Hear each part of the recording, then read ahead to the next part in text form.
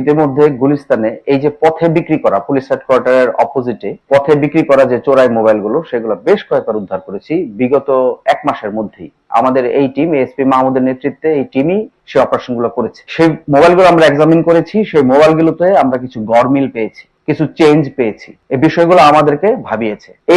এই বিষয়গুলো নিয়ে আমরা চিন্তা করে করে আমরা ধারণা করছিলাম যে কিছু একটা হচ্ছে। সেখানে আমাদের সেই ধারণা থেকে সেখান থেকে আমরা আরো মাঠে কাজ করে আমরা কালকের এই অপারেশনটা করতে সমর্থ হই। এবং যত বাধা বিপত্তি আসুক, জনগণের স্বার্থে, বাংলাদেশের মোবাইল ব্যবহারকারীদের স্বার্থে ডিবি সাইবার ডিভিশন এই অপারেশন পরিচালনা করবে ইনশাল্লাহ।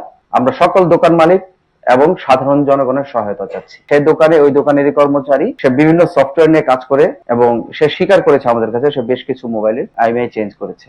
যে একটা দোকানে বসে সেই কাজটা করেছে, আমরা দোকান থেকে তাকে অ্যারেস্ট করেছি। আমরা ধারণা করতেছি যে এখানে মোবাইল চোরাই, ধারণা না, এটা আমাদের বিশ্বাস, এবং আমরা ইতিমধ্যে কিছু প্রমাণও পেয়েছি যে মোবাইল যারা চুরি করে তাদের একটা চক্র থাকে। সে মোবাইলগুলা ওদের মাধ্যমে আইএমইআই চেঞ্জ করে মোবাইলগুলা বিভিন্ন ভাবে বিক্রি করে থাকে।